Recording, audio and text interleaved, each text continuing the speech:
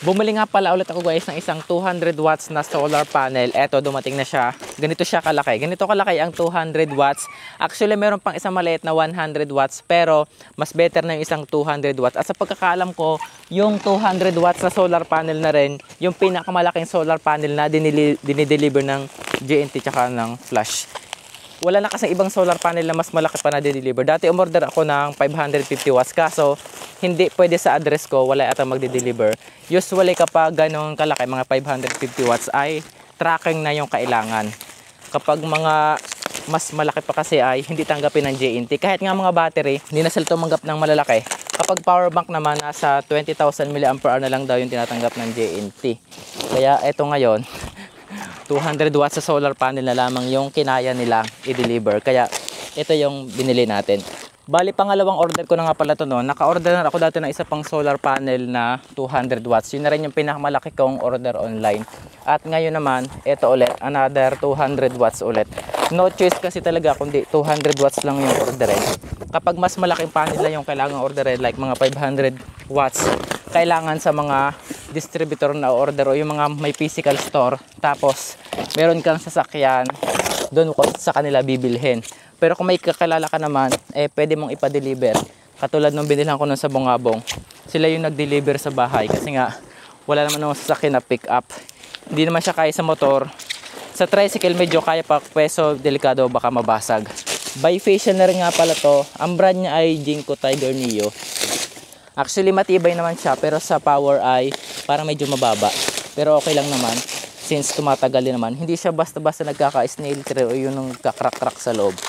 Sa tibay ay panalo din naman. Since na-experience ko na rin at nakagamit na ako dati ng ganitong solar panel. Ayan, ganito siya kalaki. Ganun kalaki yung box pero yung laman niya ay ganito lamang. Paliit na ng paliit. So eto na ang isang 200 watts na solar panel. Jinko Tiger Neo yung kanyang brand. Ayan, bifacial na rin siya. At sa itsura siyempre maganda. Parang high quality pero not sure. Ayan, ganyan siya kalaki. Ganito ang Jinko Tiger Neo na 200 watts na solar panel. Visit ng mga manok yan. Ito naman yung libin niya sa likuran. 200 watts yung kanyang power. 19.69 volts ang kanyang maximum voltage VMP. Yung IMP naman is nasa 10 amps. Yung open circuit voltage naman is nasa 24 volts. At yung short circuit naman is nasa 10 amps. So 1,000 volts yung maximum system niya kung ating isi-series sila. At yung fuse naman is nasa 15 amps. And ito naman yung itsura ng kanyang junction box. Meron din siya mga bypass diode dito. So ngayon guys, medyo malakas pa yung sikat ng araw. Try natin i-measure yung kanyang maximum power dito. Kung ilan nga yung kanyang kayang ibigay ngayon. Malakas pa yung sikat ng araw kaya ito yung the best time para i-check natin yung kanilang power. So ito base sa ating multimeter. Ayan, 200 watts na solar panel. Pero base dito sa ating meter, nakakuha tayo dito ng nasa 220 watts. 220.2. Yung VMP is 20 volts. Yung current is nasa 10 amps. Yung VOC is 24 volts. Ayan. So try natin i-measure ulit kung tataas pa or bababa. Ayan, umabot siya ng 200 watts na lamang. Medyo bubaba ng kaunti. Test pa natin ulit. Ayan, 200 volts pa rin. Testing pa rin natin. Ayun, 200 volts na, 200 watts na pala.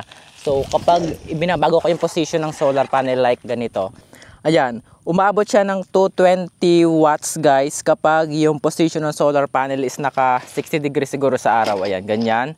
220 watts. And now, try naman natin sa actual charging test. I-charge natin yung portable solar power station gamit itong 200 watts na solar panel.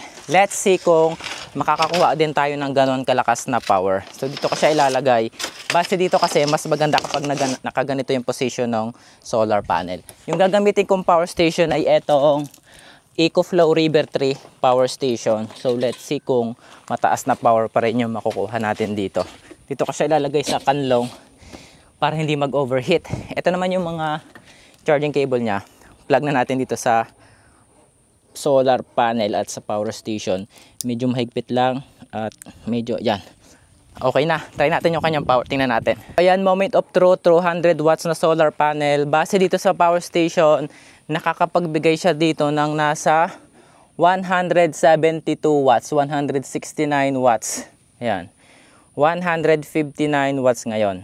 Try natin baguhin ng kaunti yung kanyang angle, like ganito.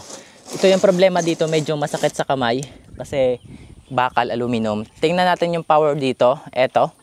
Ayan, nabago na natin yung kanyang angle at base dito sa ating power station, nakakakuha siya dito ng 172 watts talaga. Ayan, halos ganun pa rin. 172 watts, 167 mababa. Sa yun, base sa test natin, kapag walang load na nakalagay, umaabot yung kanyang power ng 220 watts yung maximum. Pero kapag pinalag na natin actual charging sa power station, umaabot naman ng 172 watts yung nabibigay ng 200 watts na solar panel na to. Ganito nga pala yung ginawa ko dito sa 200 watts sa solar panel. Nilagay ko siya dito sa bubong ng aming lagayan talaga ng solar panel. Ayan. Tinalian ko na lang siya ng cable tie. Tapos ayan, 'di ba? Ayos na. Nakakapag-charge na yung power station dito sa baba. Sa ngayon, nakakakuha yung power station ng 149 watts. Ayan, 'di ba? Mas better siya diyan. Diyan na sa taas yung fix na talaga para hindi na siya bababa at aalisin. 'Di ba? Nagcha-charge na using 200 watts sa solar panel.